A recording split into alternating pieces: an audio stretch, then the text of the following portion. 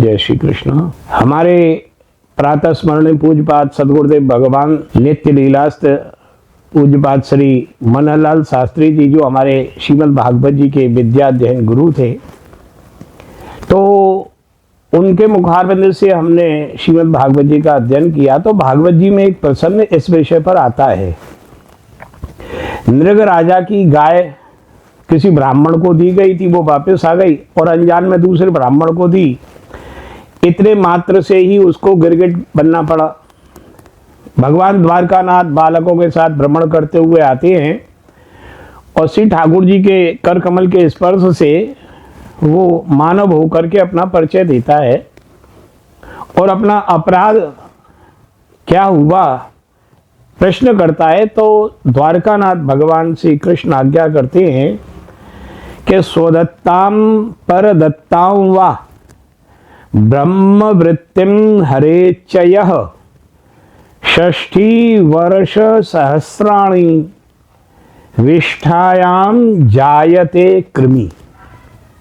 जो कोई व्यक्ति अपने द्वारा अथवा दूसरों के द्वारा दी गई ब्राह्मण की वृत्ति का हरण करते हैं तो वो श्रीमद् भागवत जी प्रमाण है, भगवान की आज्ञा है कि 60,000 वर्ष पर्यंत कीड़ा बनते हैं, वो भी विष्ठा के।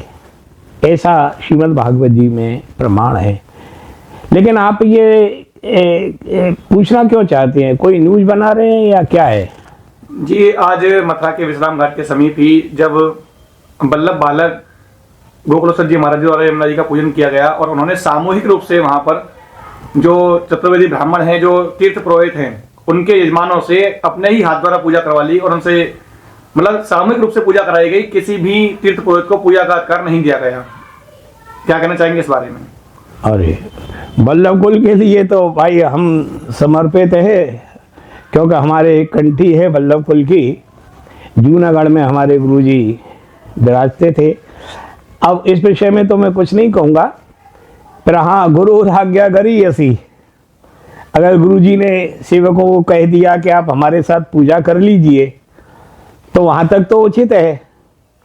लेकिन यश तीर्थस्य ये देवा यश तीर्थस्य ये ध्वजा, जिस तीर्थ पर कोई वैष्णव आता है तो उस तीर्थ के ब्राह्मण का पूजन किया जाता है, उनकी आज्ञा का पालन किया जाता है।